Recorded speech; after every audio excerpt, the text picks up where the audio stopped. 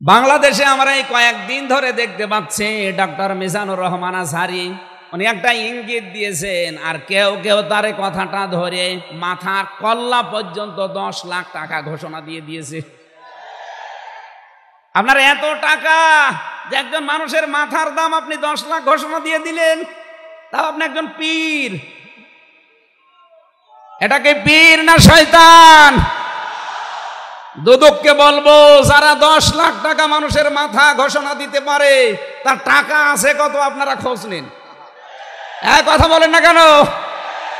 আঞ্জুমানে খেদমতে কোরআন সিলেট 3 দিন ব্যাপী ঐতিহাসিক তাফসিরুল কোরআন মাহফিল এমসি কলেজ ময়দানে সমাপনী রজনীর স্বনামধন্য সভাপতি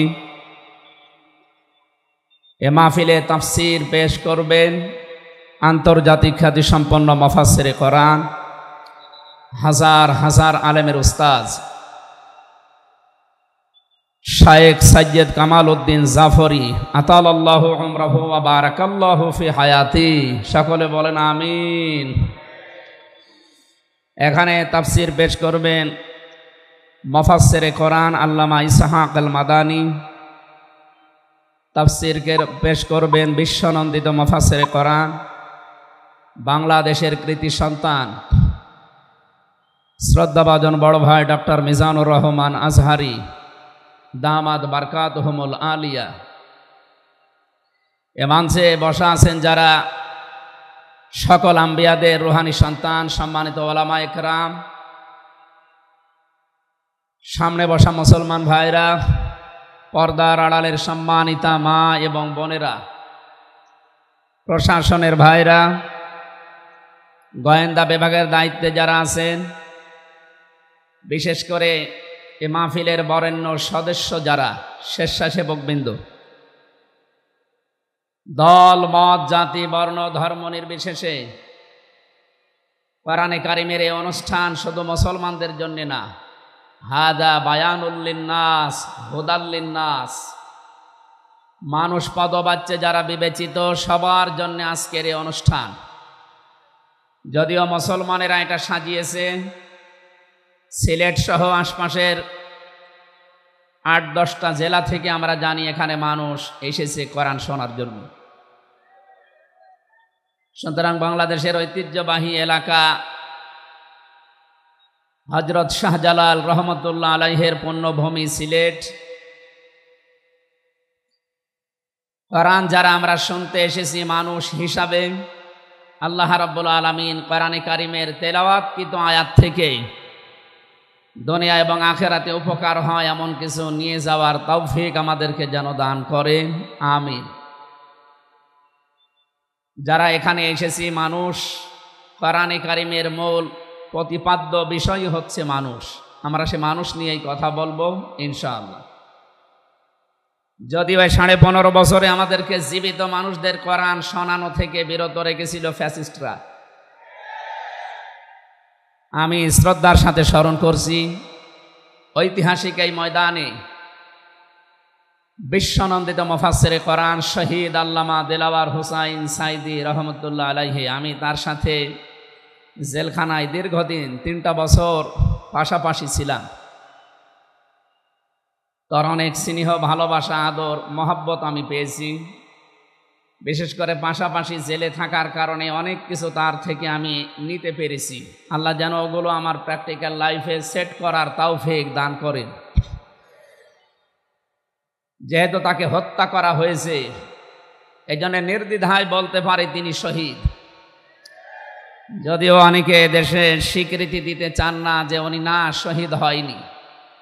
আপনাকে কি আবার শহীদ হয়ে আবার মৃত্যুবরণ করে দেখানো লাগবে যে আমি শহীদ হলাম? শহীদ এই শব্দটা কত দামি আপনি জানেন? কোরআনে কারিমে রব্বুল আলামিন বলেন, ওয়ালা তাকুলু লিমান ইয়ুকতালু ফি সাবিলিল্লাহি আমওয়াত বাল আহইয়াউ ওয়ালাকিন লা তাশউরুন। সূরা বাকারা 2 নম্বর পারা 2 নম্বর পৃষ্ঠার 12 নম্বর লাইনে আছে এটা।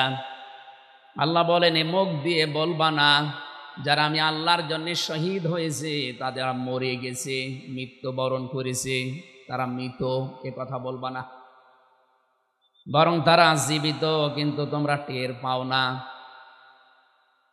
মুখের পরে মানুষ যেহেতু অন্তরে একটা ধারণা নিয়ে আসতে পারে, এজন্য মহান আল্লাহ অন্তরে ধারণা করতেও নিষেধ করেছেন।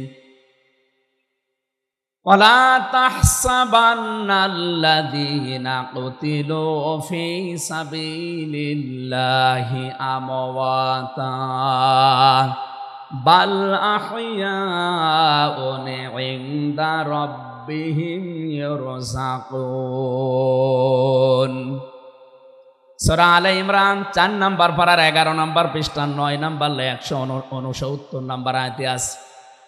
আল্লাহ বলেন ধারণাও করবা না, যারে আমি আল্লাহর জন্য শহীদ হয়েছে, জীবন দিয়েছে, এ মানুষগুলো মারা গেছে, ধারণাও করবা না। মুখে তো বলাই যাবে না, অন্তরে ধারণাও করা যাবে না। বাল আহইয়াউন, বরং তারা জীবিত, ইনদা রাব্বিহিম ইরযাকুন, এবং তারা তাদের রবের কাছে রিজিক পাচ্ছে। বলেন সুবহানাল্লাহ। সুতরাং এই দেশে যারা শহীদ হয়েছে, অনেকে এখনো তাদেরকে স্বীকৃতি দিতে চান না। বিশেষ করে 2006 সালের 28 অক্টোবর থেকে শুরু করে 2024-এর 5 আগস্ট পর্যন্ত এ দেশের জন্যে, মানবতার জন্যে, ইনসাফের জন্যে, ন্যায় বিচারের জন্যে, মানবতার জন্যে, বৈষম্য দূর করার জন্যে যারা জীবন দিয়েছে, নির্দ্বিধায় আমরা বলতে পারি এ মানুষগুলো শহীদ। শহীদ আবু সাইদ, শহীদ মুগ্ধ, শহীদ রায়হান, শহীদ ফয়সাল, 2732 জন মানুষ আগস্টের 5 তারিখের আগ পর্যন্ত সবগুলো শহীদ।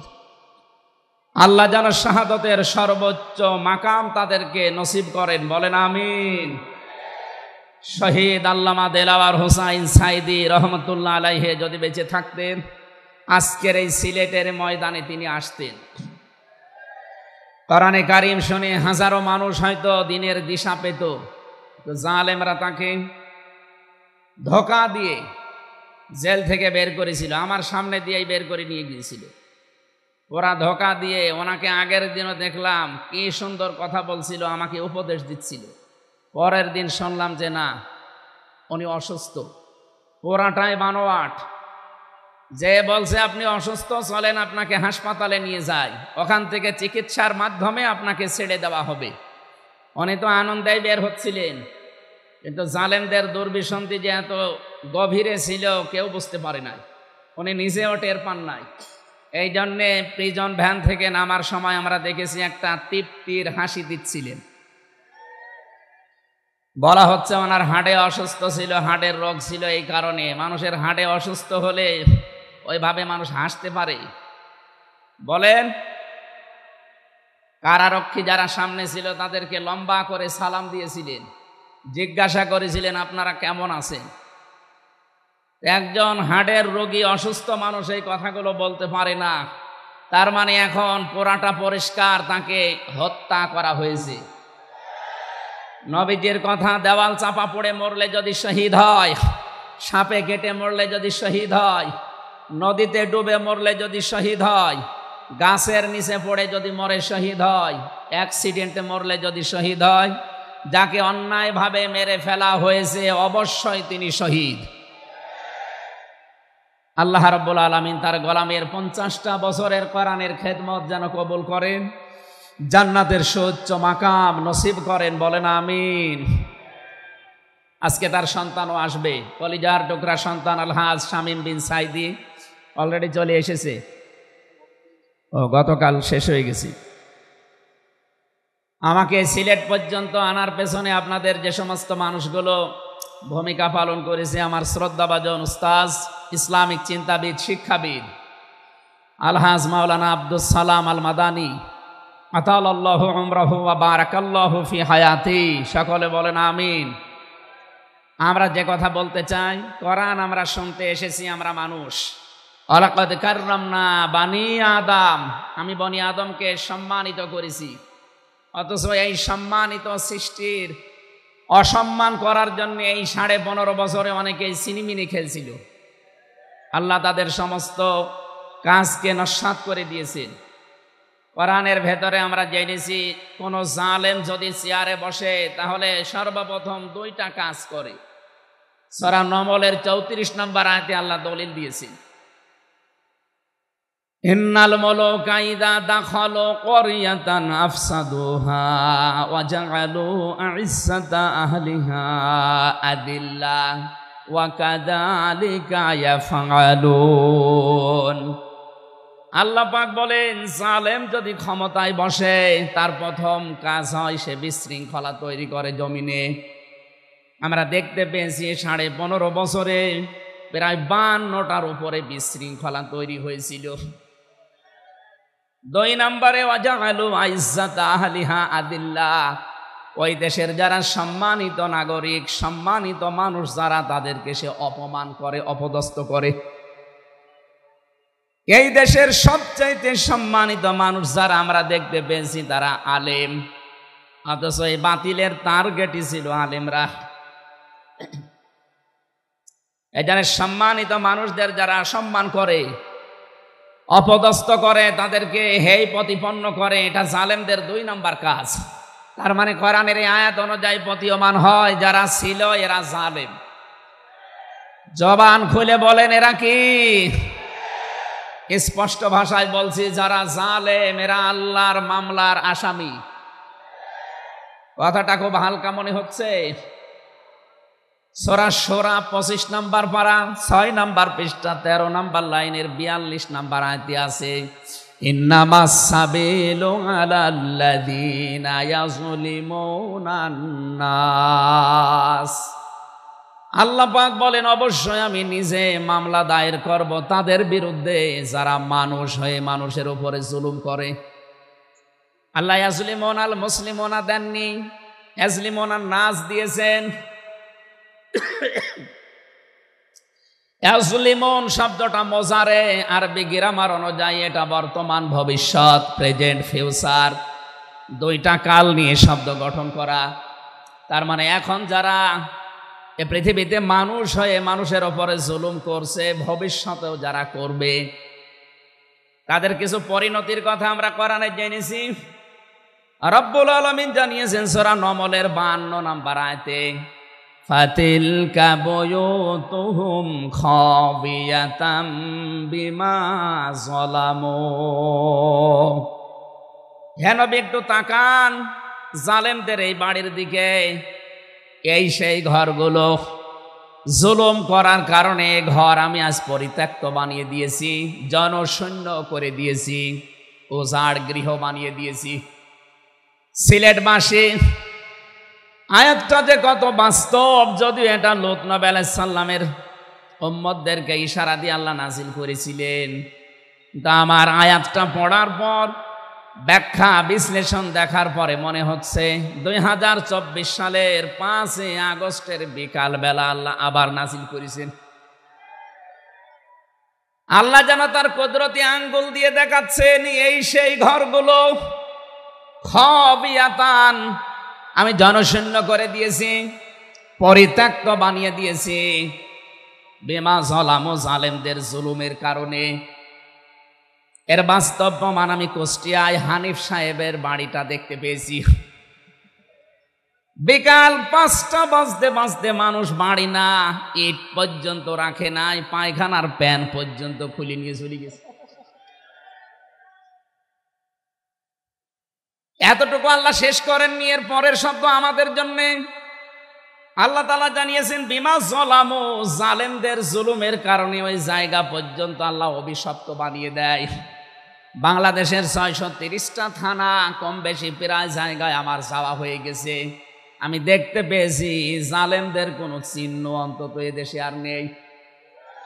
ফাকতিয়া দাবিরুল কওমিল্লাযিনা যালামু, আল্লাহ বলেন জালেমদের শিকড় কাটা হয়ে গেছে। কতিয়া এটা মজহুল, এর ফাইল বা কর্তা জানা নেই।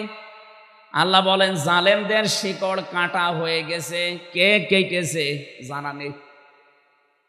সারা দেশে জালেমদের বাড়ি ঘরগুলোর দিকে এখন একটু তাকান। আমি তো সেই কয়টার দিকে তাকালাম, দেখি মানুষ 8-9 জন 10 জন করে যায়, কেউ এদিকে কেউ এদিকে কেউ এদিকে, সব মনে হচ্ছে জামাতবদ্ধ টয়লেট চলছে। আল্লাহ জালেমদের বাড়ি পর্যন্ত অভিশপ্ত এমনি করে নাই, আমাদেরকে শিক্ষা দিতে চেয়েছেন এটা। এদের এত বড় শিকড় যদি সমলে আমি উপড়িয়ে ফেলতে পারি, ইন্না ফি যালিকা লাআয়াতাল লিকাউমিন ইয়ালামুন। এখানে লামে তাকিদ আছে, এখানে কত আলেম বসে আছে, শব্দ শুরুই করেছেন আল্লাহ ইন্না দিয়ে, মাঝখানে লামে তাকিদ দিয়েছেন। আল্লাহ পাক বলেন অবশ্যই এর ভেতরে শিক্ষা আছে। কাদের জন্য? যারা জ্ঞানী সম্প্রদায়। সুতরাং এটা যেহেতু রেকর্ড হয়, সারা বাংলাদেশে কালকে ছড়াবে। সবাইকে উদ্দেশ্য করে বলছি, জালেমদের এত বড় শিকড় যদি আল্লাহ কেটে ফেলতে পারে, আগামীতে যারা চেয়ারে বসবেন ক্ষমতায়, তারা খুব চিন্তা ভাবনা নিয়ে রাষ্ট্র চালাবেন, আপনার দ্বারা যেন জনগণের উপরে জুলুম হয়ে না যায়। যদি আপনার দ্বারা জুলুম হয়, আগামী 5 বছর পরে আপনার বাড়িও দেখবেন শ্মশান হয়ে গেছে। আমি আশা করি আমার বক্তব্য আপনারা বুঝেছেন, এবং রেকর্ড হওয়ার পরে যারা শুনবে তারাও বুঝবে। আমি এটা বলতাম না, আমি দেখতে পাচ্ছি কিছু মানুষ ইদানিং উলট পালট কথা বলছে, এ কারণে আমি ইঙ্গিত দিলাম। এখনই যদি আপনি এরকম কিছু বলেন, কিছুদিন পরে বলতে পারেন না। গতকালকে এক নেতা এইটা জানিয়েছে যে 15 বছর তো কোরআনের অনুষ্ঠানে অনুমতি লাগতো, আমরা যদি আসতে পারি অনুমতি দেব না।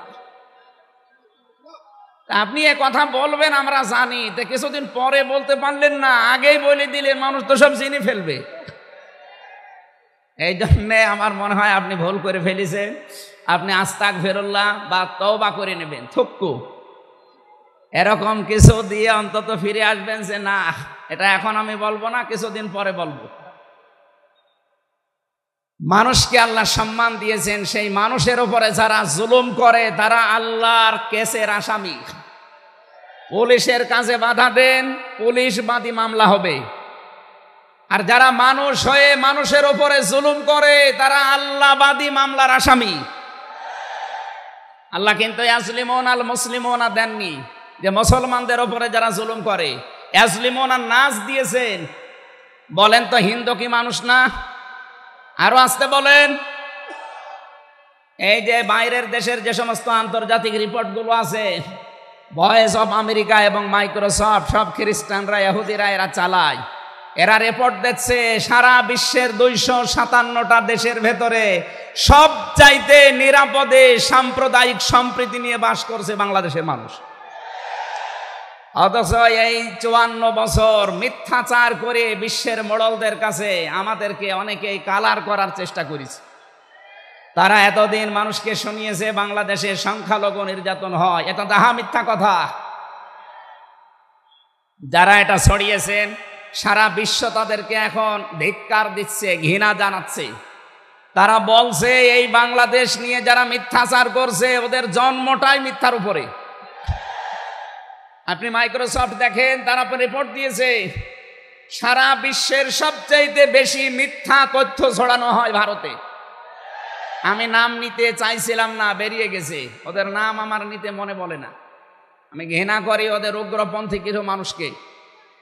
হিন্দু ভাইরা আমাদের শত্রু না, কিছু উগ্র আছে যারা জঙ্গি, ওরা এই নামটা মুসলমানদেরকে দিয়েছে, অথচ সবচাইতে বড় জঙ্গি এই উগ্র হিন্দুরা।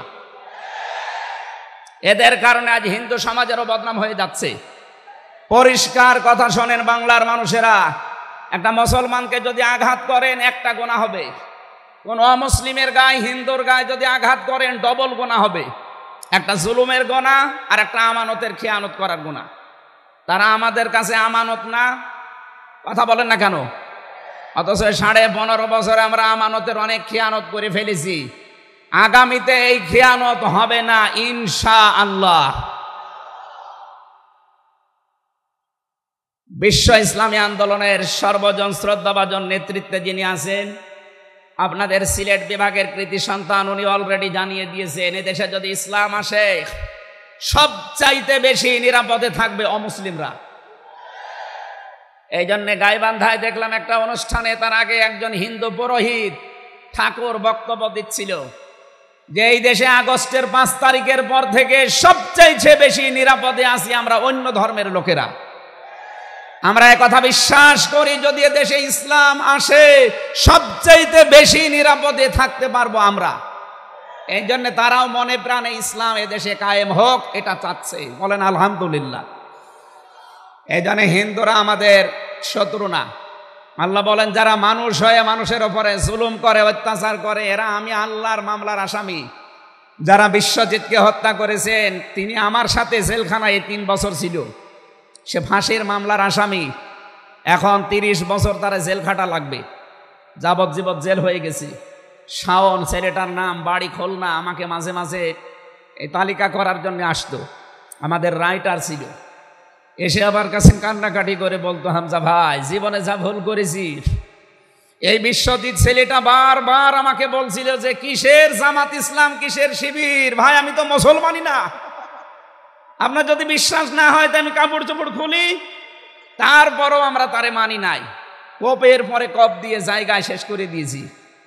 এখন এই যে আমার মা বাবা আমার আর পরিচয় দেয় না, এমনকি আমার যাদের কথা মতো এই কাজ করেছিলাম তারাও আর কোনো খোঁজ খবর নেয় না। 30টা বছর এখন আমার জীবন থেকে নষ্ট হয়ে যাচ্ছে। উনি আমাকে জানিয়েছিলেন, এই জন্য আমি বললাম। উনি বলেছে আপনি বাইরে যদি যেতে পারেন জনগণকে সতর্ক করবেন, কেউ যেন কারো উস্কানিতে পা দিয়ে অন্তত জীবনটা নষ্ট করে ফেলে না ফেলে। এই জন্য এই মেসেজটা পৌঁছালাম। অনেকে উস্কানি কিন্তু দিচ্ছে। আগস্টের 5 তারিখের পর থেকে উস্কানি আরম্ভ হয়েছে বাংলাদেশকে বিশৃঙ্খল করার জন্য বিভিন্ন কায়দায়। একটাও হালে পানি নেয়নি, এখন আবার অন্য একটা নতুন ফর্মুলা আরম্ভ করেছে, এইটাও হালে পানি নেবে না ইনশাআল্লাহ। সুতরাং যারা পালিয়ে গেছে তাদের উস্কানিতে পা দিয়ে যদি এই দেশে কেউ বিশৃঙ্খল পরিবেশ তৈরি করতে চান, একটু গোপালগঞ্জের দিকে আপনি মাঝে মাঝে তাকাবেন। পেছনে কিভাবে লাল করে দিয়েছে প্রশাসন দেখেননি? ওই সময় সন্তান গোপালগঞ্জ থেকে ঢাকায় আসলে, বসে আসলে 300 টাকা, দাঁড়িয়ে আসলে 1000 টাকা। কি অবস্থা করেছিল, এটা দেখেও আপনার শিক্ষা হয় না। এই জন্য আমি সতর্ক করছি, আগামী থেকে আমরা যেন কারো উস্কানিতে পা দিয়ে বিশৃঙ্খল পরিবেশ তৈরি করে দেশটা অন্তত নৈরাজ্যের স্বর্গরাজ্য আমরা তৈরি করে না ফেলি। আল্লাহ যেন আমাদেরকে তৌফিক দেন কথা মেনে নেওয়ার, বলেন আমিন। তাহলে যারা মানুষ হয়ে মানুষের উপরে জুলুম করেছে তারা মামলার আসামি কার? আরো জোরে বলেন কার? বৈষম্য বিরোধী ছাত্র আন্দোলনে যারা 9টা দফা দিয়েছিল, আমি কোরআনে কারিমের সাথে প্রায় 6টা দফা পেয়েছি। সূরা নমলের নাহাল, সূরা নাহালের 90 নম্বর আয়াতে 6টা আছে, আর বাকি জায়গা থেকে তারা আরো 3টা নিয়েছিল। তারা প্রথম যেটা নিয়েছে ওই ওয়ান জাস্টিস, আমরা ন্যায় বিচার কায়েম করতে চাই, এটা আল্লাহ 1500 বছর আগে জানিয়েছেন। সুবহানাল্লাহ বলতে পারেন নাই? আমরাও তো চাই এদেশে ন্যায় বিচার কায়েম হোক, কথা বলেন ঠিক কিনা? আর কোরআনে কারিম ছাড়া ন্যায় বিচার কায়েম করা সম্ভব না। আমান আমিলা বিহি ওজেরা আমান হাকামা বিহি আদালা। যদি কেউ আমল করে কোরআনের, তাকে আল্লাহ পুরস্কার দেবে। কেউ যদি এই কোরআনের ন্যায় কোরআনে কারিম কায়েম করতে পারে তাহলে সে ন্যায় বিচার কায়েম করতে পারবে। সুতরাং এদেশে যারা শহীদ হয়ে গেলেন জীবন দিয়ে, তাদের যে উদ্দেশ্য, এ উদ্দেশ্য যেন সামনে সফল হয়, আমরা সবাই সেই চেষ্টায় থাকবো ইনশাআল্লাহ। সতর্ক করছি এ কারণে, 1628 জন মানুষ দায়িত্বে ছিলেন বাংলাদেশে, ডাইরেক্ট ইনডাইরেক্ট মিলে। এরা আমরা যতদূর দেখতে পেয়েছি, আমার জেল জীবনের 3টা বছর ফাঁসির কন্ডেম সেলের ভেতরে আমি দেখেছি বাস্তবতা। এই 1628 জন কম বেশি এরা জুলুমের সাথে জড়িত। কেউ সরাসরি জালেম, কেউ জালেমের দোসর। কথা বলুন, জালেমরা টার্গেট কার? আরো জোরে। এজন্য আপনারা আল্লাহর মামলার আসামি। বাদী যত বড় হয় মামলা তত কঠিন হয়। আমাদের মামলা, আলেমদের মামলার বাদী সব ছিল সরকার। এই জন্য আলেমদের কোনো জামিন নেই। আমার মামলা 30 বারের উপরে উঠেছে, সিএমএম কোর্ট, জজ কোর্ট, হাইকোর্ট মিলে, জামিন হবে না, কারণ আমার নামের আগে আলেম আছে। আমার নামের আগে যদি লয়দের কি গ থাকতো, আমি 3 বছর না 3 দিনও আমার জেলে থাকা লাগতো না। আমাকে ধরার পরে তারা অফার দিয়েছিল, যা যা বলতে বলি এইগুলো শুধু বলবেন, কালকে আপনাকে আমরা ছেড়ে দেব না। এত মিথ্যা কথা বলা আমার দ্বারা সম্ভব না। বলে তাহলে যান, এই যে দিয়ে দিল, ন্যায় বিচার কায়েম হচ্ছে দেশে, এই কথা তারা মানুষকে শোনাতো। পুরাটাই চলেছে 15.5 বছরে, পুরা অবিচার আর অন্যায়। এই জন্য যারা আল্লাহর মামলার আসামি, আপনি ভাবতে পারেন বিষয়টা কত কত বড় বিষয়। আল্লাহ নিজে মামলার বাদী, নিজে বিচারপতি, নিজে রায় দেবেন। এই জন্য জালেমদের একুলো শেষ, অকুলো শেষ। মানুষ হিসাবে আমরা মানুষকে সামনে সম্মান দিয়ে চলবো ইনশাআল্লাহ। দরুদ আর সালাম পড়ছি আমাদের নবী, মানবতার মহান শিক্ষক মুহাম্মদুর রাসূলুল্লাহ সাল্লাল্লাহু আলাইহি ওয়াসাল্লামের প্রতি। বিশ্ব নবীকে আল্লাহ পড়া কোরআন শরীফে, এই যে কোরআনের যে আয়াত পড়লাম আমরা, সূরা বাকারার 208 নম্বর আয়াত আমরা তেলাওয়াত করেছি। এ কোরআনে কারিম পড়তে হলে প্রতিটি অক্ষর, 29টা অক্ষর আমরা আছে জানি আরবি, অক্ষর দিয়ে নবীজিকে আল্লাহ ডাক দিয়েছেন একটা সুন্দর এবং উত্তম নাম নিয়ে। বিশ্ব নবীকে আল্লাহ আলিফ দিয়ে জানিয়েছেন আহমাদ, তিনি প্রশংসিত। বা দিয়ে আল্লাহ জানিয়েছেন আমার নবী বাশির, তিনি সুসংবাদদাতা। তা দিয়ে আল্লাহ জানিয়েছেন আমার নবী মুত্তাকি, তিনি পরহেজগার। সা দিয়ে আল্লাহ পাক জানিয়েছেন আমার নবী মুদ্দাসসির, তিনি কম্বলওয়ালা। জিম দিয়ে আল্লাহ জানিয়েছেন আমার নবী জামিল, সুন্দর। হা দিয়ে আল্লাহ জানিয়েছেন আমার নবী হামিম, অন্তরঙ্গ বন্ধু।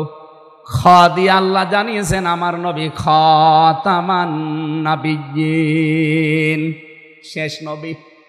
এভাবে বলতে বলতে সর্বশেষ অক্ষরে যে দেখবেন ইয়া, আল্লাহ জানিয়েছেন ইয়াসিন। বলেন আল্লাহু আকবার। তাফসিরে কাবীর আল্লামা ফখরুদ্দীন রাজি রহমতুল্লাহ আলাইহি এই সিন শব্দের তিনি 5টা ব্যাখ্যা দিয়েছেন।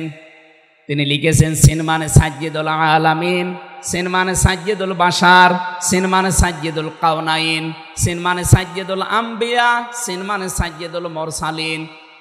এক একটা শব্দের ভেতরে হাজার হাজার কথা তিনি দিয়েছেন। আমি একটা বলছি, সিন মানে সাজ্জিদুল আলামিন, শুধু আলম না, আলামিন বহু বচন। এই পৃথিবীতে 257টা রাষ্ট্র আছে।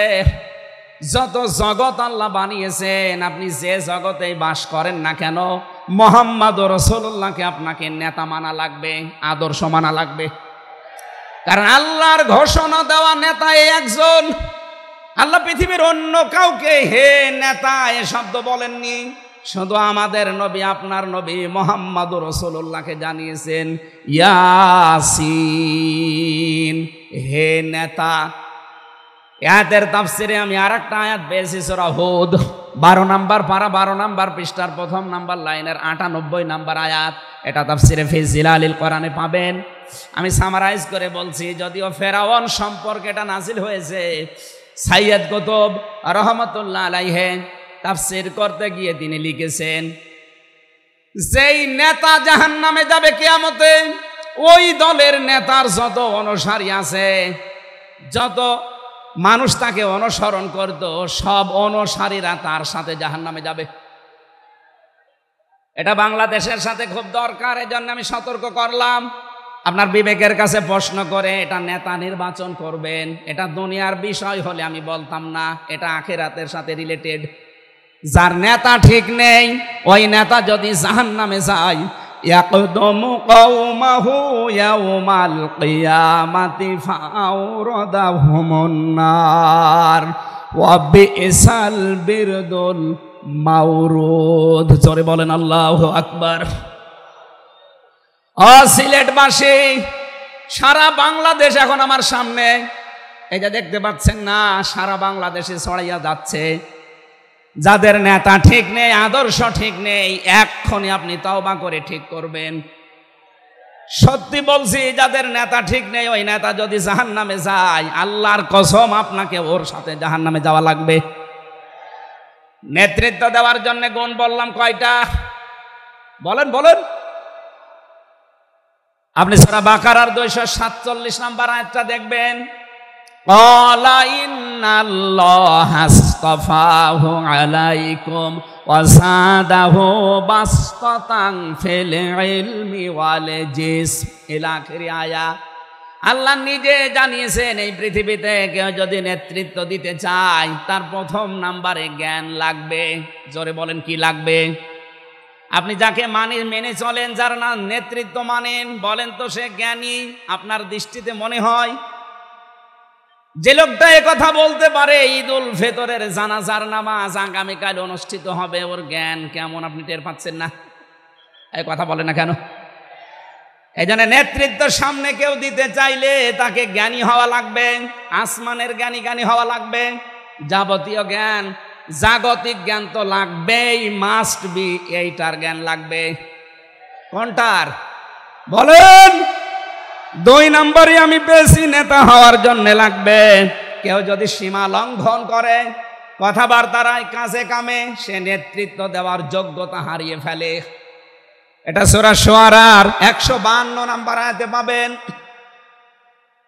বাংলাদেশে আমরা এই কয়েকদিন ধরে দেখতে পাচ্ছি ডক্টর মিজানুর রহমান আজহারি উনি একটা ইঙ্গিত দিয়েছেন, আর কেউ কেউ তার কথাটা ধরে মাথার কল্লা পর্যন্ত 10 লাখ টাকা ঘোষণা দিয়ে দিয়েছে। আপনার এত টাকা যে একজন মানুষের মাথার দাম আপনি 10 লাখ ঘোষণা দিয়ে দিলেন, তাও আপনি একজন পীর। এটাকে পীর না শয়তান? দুদককে বলবো, যারা 10 লাখ টাকা মানুষের মাথা ঘোষণা দিতে পারে তার টাকা আছে কত আপনারা খোঁজ নিন। এক কথা বলেন না কেন? এই পীরগুলোকে আমরা মানুষকে 50,000, 5 লাখ, 10 লাখ টাকার কম্বল বিতরণ করতে দেখি না এই শীতে। তারা মানুষের মাথা চায় 10 লাখের বিনিময়ে। কি হয়েছে? সে একটা অসংলগ্ন কথা বলেছে এই কারণে। আপনি 2 ঘন্টা কথা বলেন তো আমি আপনার 50টা ভুল ধরবো। আমরা 1.5 ঘন্টা 2 ঘন্টা কথা বলে একটা স্লিপ অফ টান হলে সেইটা নিয়ে এই যে কেরামান কাতিবিন উনি একটা কি বলতেছে বলে ফেলেছে। আরে ভাই, আমাদের বয়সই কত? আমার বয়স এখন 33, মিজান ভাই আমার 5 বছরের বড় মাত্র। সব মিলে নাই তার 38-40 বছর হবে। এখনো তো নবুয়তের বয়সে আমরা পাইনি। কথা বলে না কেন? নবীকে আল্লাহ 40 বছরের আগে নবুয়ত দেয়নি। আমরা তো সে বয়সে এখন মানে পার হতে পারিনি। 2-1টা কথা এদিকে ওদিকে হলে আপনারা মাথা 10 লাখ টাকা। মাথা কি এত ফ্রি? বলেন। কেউ কেউ অলরেডি আবার বলেছে এরা ধর্ম ব্যবসায়ী। এই কথা যেই লোকটা জানিয়েছে মিজানুর রহমান আজহারির নাম নিয়ে যে এটা ধর্ম ব্যবসায়ী, আপনার ঈমান চলে গেছে। কারণ মিজানুর রহমান আজহারির নামের আগে একজন আলেম লেখা আছে, আল উলামা ওয়ারাসাতুল আম্বিয়া, আলেমরা নবীর ওয়ারিস। এই কথা বলেন না কেন? অনেক বড় দায়িত্ব তার মাথার উপরে। নবী যে জানিয়েছেন আনা খাবাল খাতামান নাবিয়্যিন লা নাবিয়্যা বাদি, আমি শেষ নবী, আমার পরে কোনো নবী নেই। এ কথার ভেতর একটা ইঙ্গিত আছে, নবী শেষ, তারপরে নবী নেই। অথচ আদম নবী থেকে শুরু করে হযরত ঈসা নবী পর্যন্ত আমরা দেখেছি এক নবী শেষ হওয়ার পরে আর এক নবীর উপরে এ দায়িত্ব এসে পড়তো। উম্মতের দায়িত্ব ভার নবীরা নিত, কিন্তু এখন তো নবী নেই। যেহেতু ওনার ঘোষণা আমার পরে আর কোনো নবী নেই, আমি শেষ নবী, এই হিসাবে নবীজি জানিয়েছেন আল উলামা ওয়ারাসাতুল আম্বিয়া, আমি থাকবো না কিন্তু আলেম থাকবে, এরাই আমার ওয়ারিস, এরাই আমার স্থলাভিষিক্ত। নবীর উপরে কথা বললে যেমন আমল আখলাক আল্লাহ নষ্ট করে দেয়, আলেমদের বিরুদ্ধে, আলেমদের উপরে কারো যদি কথা যায় তার পেছনের আল্লাহ সব নষ্ট করে দেবে। অহম লা ইয়াশউরুন, কখন যে নষ্ট হয়ে যাবে আপনি টেরও পাবেন না। এই জন্যে সীমা লঙ্ঘন করা যাবে না, কথা এবং আচরণে আপনারা সাবধান থাকবেন। যারা এই সীমা লঙ্ঘনগুলো করছেন, কাদের ইঙ্গিতে করছেন আমরা কিন্তু জানি। মাঝে মাঝে দাদারা এসে আপনাদের কান পড়া দিয়ে যায়, আর আপনারা তখন উল্টা পাল্টা কথা বলতে থাকেন। কেউ না জানলে দেশের আলেমরা কিন্তু আগেই টের পায়, কারণ এরা তাহাজ্জুদের নামাজের সেজদায় আমার আল্লাহর সাথে কথা বলে। কথা বলেন না কেন?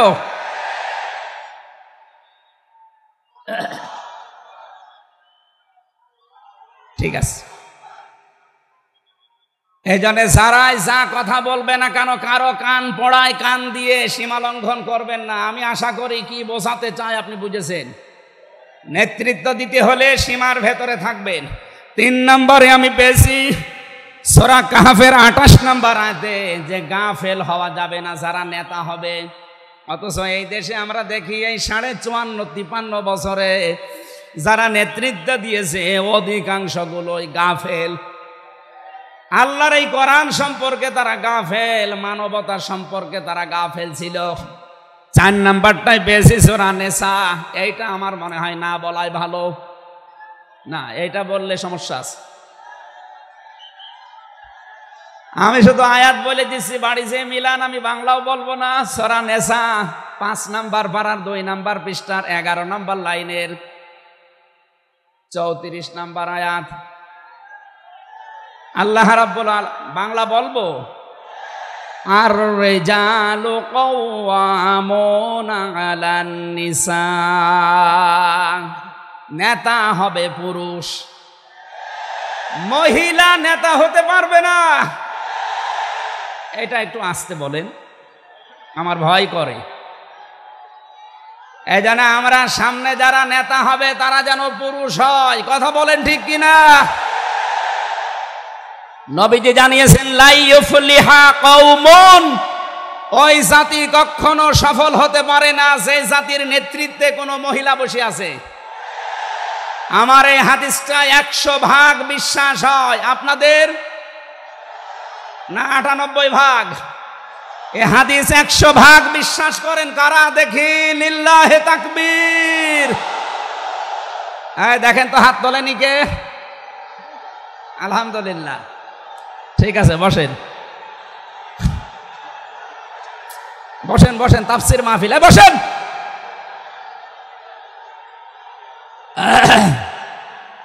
এটা যদি আমরা মেনে নিতে না পারি, এই 54 বছরে আমরা যেখানে ছিলাম আরো পেছিয়ে যাওয়া লাগবে।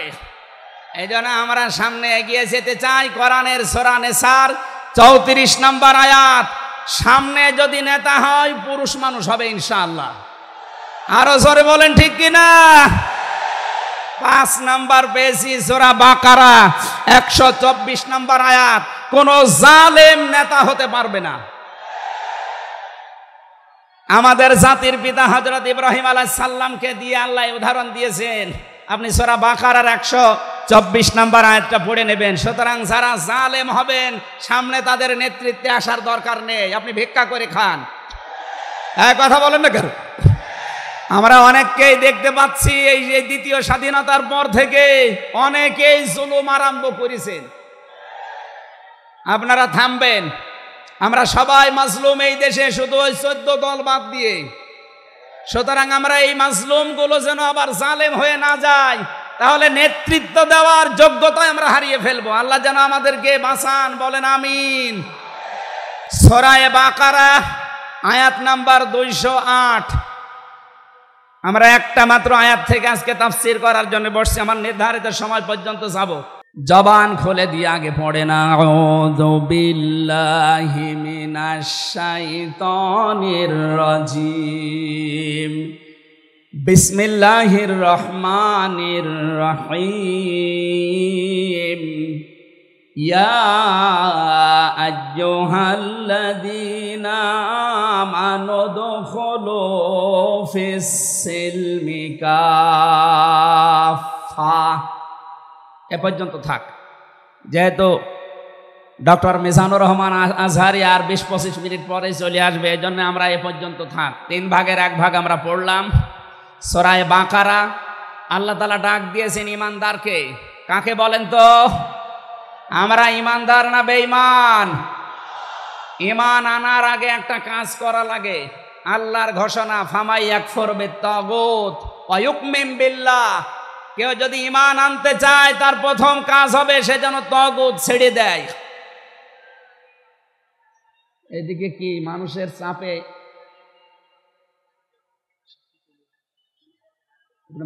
চাপে, এগুলো হচ্ছে নাকি? আপনারা একটু ধৈর্য ধরেন। আসলে এনাদের তো আর জায়গা নেই, আর কোথায় পাবে জায়গা? এখানে শুনলাম আসার আগে 8 থেকে 10 লাখ মানুষের ওনারা ব্যবস্থা করেছে। এরপরও বাইরে যে অবস্থা দেখলাম, কমপক্ষে 15 থেকে 16 লাখ মানুষ আজকে এই সিলেটের ময়দানে এসেছে কোরআন শোনার জন্য। আলহামদুলিল্লাহ। সম্মানিত ভাইরা, আমরা যেটা বলতে চাচ্ছি, ঈমান আনার আগে আল্লাহর নির্দেশ যে তাগুত ছেড়ে দাও, তাহলে ফাকাদ ইসতামসাকা বিল উরওয়াতিল ওয়াসকা, এমন একটা মজবুত রশি ধারণ করতে পারবা, লাং ফিসামা লাহা, যা ছিঁড়ে যাবে না। এ বাংলাদেশ সহ বিশ্বে আমরা যারা ঈমানের দাবি করি, অনেকে তাগুত ছেড়ে না দিয়ে ঈমান এনেছি। এজন্য বিপদ আসলে ঈমান আর টেকে না। পক্ষান্তরে যারা তাগুত ছেড়ে দিয়ে ঈমানের দাবি করতে পেরেছে, এই মানুষগুলোর ঈমানের যত পরীক্ষা হয় তাদের ঈমান তত মজবুত হয়। শহীদ আল্লামা দেলাওয়ার হোসেন সাঈদী তার 1 নম্বরে প্রমাণ। কথা বলেন না কেন? 13টা বছর জীবনে একটা ঘরে কাটিয়েছে, তারপরও তিনি মাথা নত করেন নাই। কারণ তাগুত ছেড়ে দিয়ে ঈমান এনেছিলেন। তাগুত ছেড়ে না দিয়ে যদি ঈমান আনতেন তিনি টিকে থাকতে পারতেন না। আমি বহু মানুষ জেলে দেখেছি, বহু আলেমকে দেখেছি, তারা টিকে থাকতে পারে না, আল্লাহকে পর্যন্ত দোষারোপ করে। ডক্টর শফিকুল ইসলাম মাসুদ, দেলাওয়ার হোসেন শিবিরের সাবেক সভাপতি, নাম নিয়ে বলছি এই কারণে, এই মানুষগুলো ঈমান এনেছিল তাগুত ছেড়ে দিয়ে। দেলাওয়ার ভাইকে তার গরম করে লজ্জাস্থানে ঢুকিয়েছে, পুরুষাঙ্গ নষ্ট করে দিয়েছে। 57 দিন লোকটা রিমান্ডে ছিল, তারপরও টলাতে পারে না জালেমরা। কিন্তু যারা ঈমান এনেছে তাগুতের সাথে মিল মহাব্বত রেখে, আপনি তাকান, আগস্টের 5 তারিখের পরে তারা অনেকেই বেঈমান হয়ে গেছে। জাতীয় মসজিদের সাবেক ইমাম, কথা বলে না কেন? 5 তারিখের পরে পালিয়েছে, পৃথিবীর ইতিহাস পাল্টিয়ে দিয়েছে। জাতীয় মসজিদের ইমাম পালিয়ে যায়, এটা একটা লজ্জা না? এমপিরা নাই পালিয়ে গেল, আপনি কেন পালাবেন? কিছুদিন পরে জোর করে এসেছিল, ইমামতি আবার করব, জনগণ জুতা দিয়ে পিটিয়েছে। পরের দিন স্ট্যাটাস দিয়েছে, জনগণ জুতা দিয়ে পিটিয়েছে, তাই কি আমার গায়ে লাগেনি। মানুষ কত নিচে নামতে পারে। তার বাবা তো একজন ভালো মানুষ ছিল, একজন আলেম ছিল, কি এসেছে আল্লাহ জানে। একটা জালেমাকে সে নাম দিয়েছে কওমি জননী। এই নামটা যেই দিন দেয় সেদিন জেলখানায় ওনার নামে বদদোয়া হয়েছে। মাওলানা মামুনুল হক সহ যত আলেম ছিল আমরা এক জায়গায়, ওনারা বলছিল যে করল কি? হেফাজত ইসলামের 13 সালে এতগুলো মানুষ হত্যাকারী যার হাতে রক্ত লেগে আছে, আর সেই লোকটাকে নাম দিয়ে দিল কওমি জননী। আমাদের মাথা কাটা গেল। এরকম হাজারো আলেম, হাজারো পীর, হাজারো মুসলমানের দেশে ঈমান রাখতে পারে নাই, কারণ তাগুতের সাথে সম্পর্ক রেখে ঈমানের দাবি করত।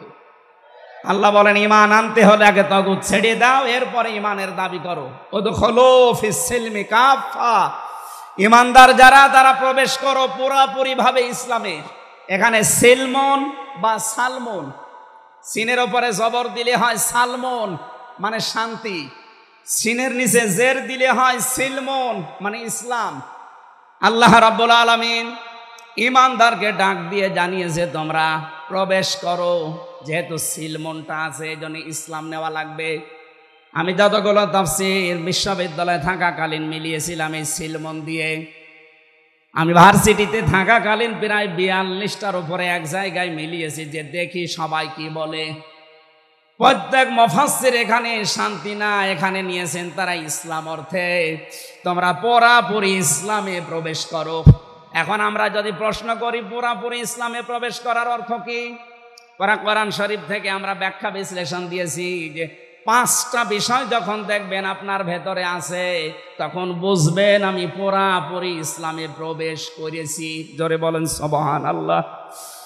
আমি তাফসীর থেকে যে নোটগুলো নিয়ে এসেছি তার 1 নম্বরে আপনি যখন দেখবেন যে আপনি আত্মসমর্পণ করে ফেলেছেন, 2 নম্বরে আপনার ভেতরে ইখলাস তৈরি হয়েছে, 3 নম্বরে আপনার বিশুদ্ধ আকীদা তৈরি হয়ে গেছে, 4 নম্বরে আপনার চরিত্র উন্নত হয়েছে, 5 নম্বরে আপনার লেনদেনে স্বচ্ছতা এসেছে। এই 5টা কাজ যখন আপনি দেখবেন তখন মনে করবেন যে আমি ইসলামে পরিপূর্ণ প্রবেশ করেছি। এখন বলেন তো আপনার কি এই 5টা কাজ পরিপূর্ণ হচ্ছে? আত্মসমর্পণ 1 নম্বরে আপনাকে করা লাগবে আমার আল্লাহর সামনে। কার সামনে? এটা দেখিয়েছেন আমাদের জাতির পিতা হযরত ইব্রাহিম। ইদ ক্বালা লাহু রাব্বুহু আসলিম ক্বালা আসলামতু লিরাব্বিল আলামিন। সূরা বাকারা 1 নম্বর পারা 19 নম্বর পৃষ্ঠা 7 নম্বর লাইনের 131 নম্বর আয়াতে আছে। এটা ইবনে কাসিরে পাবেন। আল্লাহ পাক বলেন আত্মসমর্পণ করো। উনি গাছের মাথায় বসে কোড়াল দিয়ে কাঠ কাটছিলেন, ডাক দিয়ে বলে মাবুদ এখানে বসে আত্মসমর্পণ করব কি করে? আল্লাহ পাক বলেন আত্মসমর্পণ এখানে খাতনা করে আত্মসমর্পণ করো। গাছের মাথায় তিনি কোড়াল দিয়ে খাতনা করে বললেন আমি মহাবিশ্বের প্রতিপালকের কাছে আত্মসমর্পণ করলাম, স্যালেন্ডার করলাম। এতটুকু তিনি শেষ করেননি, তিনি ডাক দিয়েছিলেন ইন্তেকালের আগে তার সন্তানদেরকে, ওয়াসাসা বিহা ইব্রাহিম বানিহি ওয়া ইয়াকুব ইয়া বানিয়া ইন্নাল্লাহা আসতাফা লাকুমুদ্দিন ফালা তামুতুন্না ইল্লা ওয়া আনতুম মুসলিমুন। হযরত ইব্রাহিম আলাইহিস সালাম এবং ইয়াকুব এই 2 জন নবী ইন্তেকালের আগে তার সন্তানকে যা ডাক দেন, হে আমার কলিজার টুকরার সন্তানেরা, ইন্নাল্লাহা আসতাফা অবশ্যই আল্লাহ তোমাদের জন্য মনোনীত করেছেন লাকুমুদ্দিন একটা দিনকে, ফালা তামুতুন্না ইল্লা ওয়া আনতুম মুসলিমুন মৃত্যুবরণ করবা না যতক্ষণ মুসলমান হতে না পারো।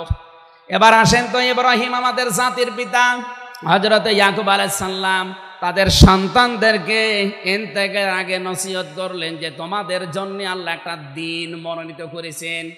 কি মনোনীত করেছেন? দিন কি? এ রাতের পরে যেটা আসবে ওই দিন। বলেন বলেন।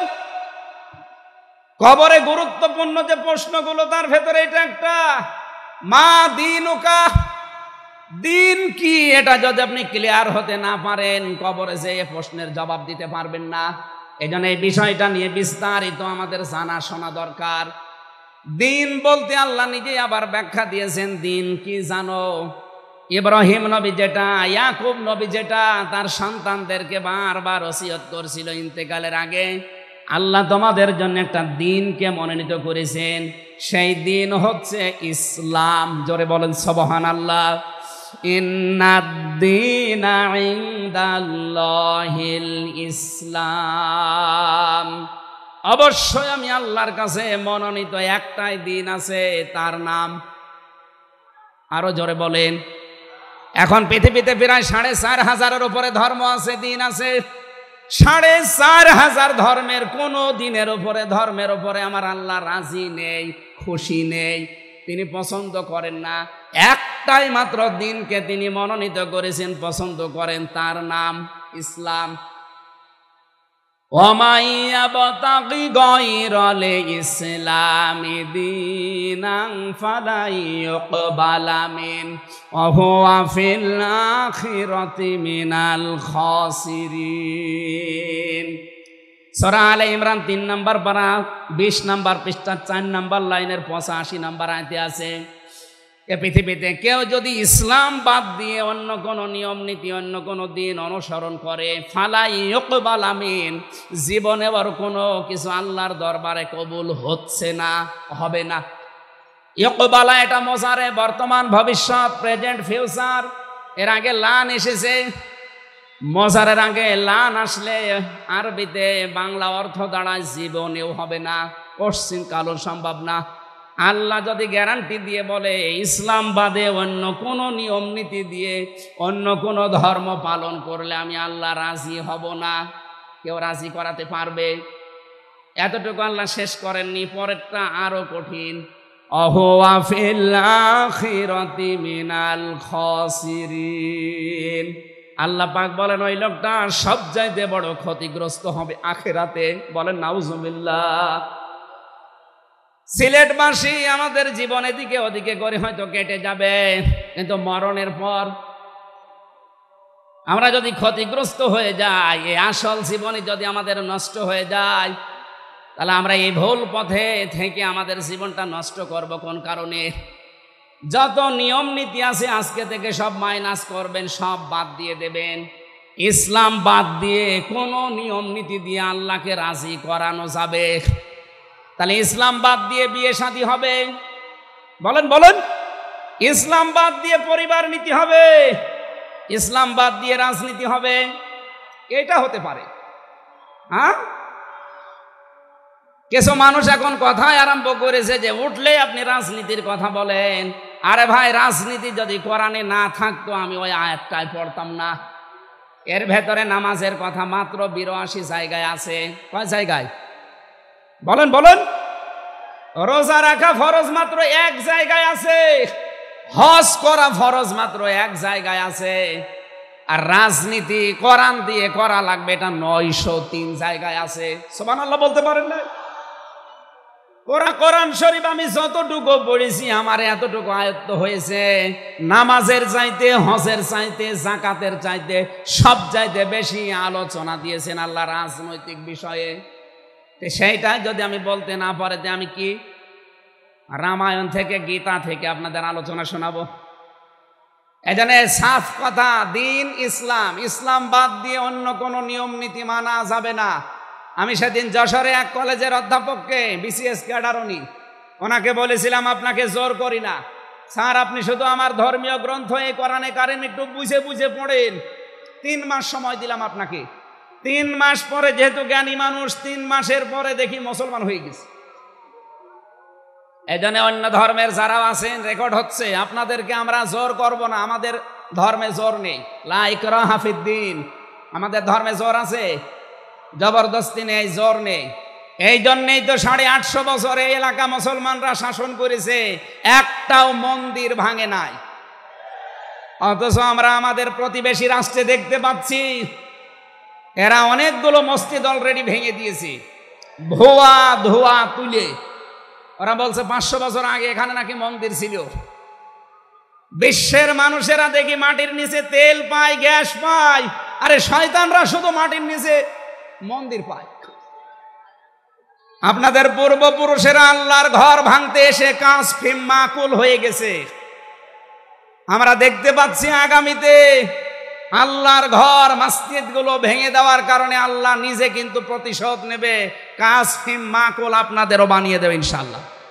এজন্য প্রতিবেশী হিসাবে সতর্ক করলাম, যদি ভালো লাগে মেনে নিন, ভালো না লাগলে নিজের পায়ে নিজে কোড়াল লাগান। আমার কথার অর্থ বোঝেননি? সুতরাং পৃথিবীতে দিন ইসলাম বাদ দিয়ে কোনো ধর্ম সব মানুষের বানানো তৈরি করা।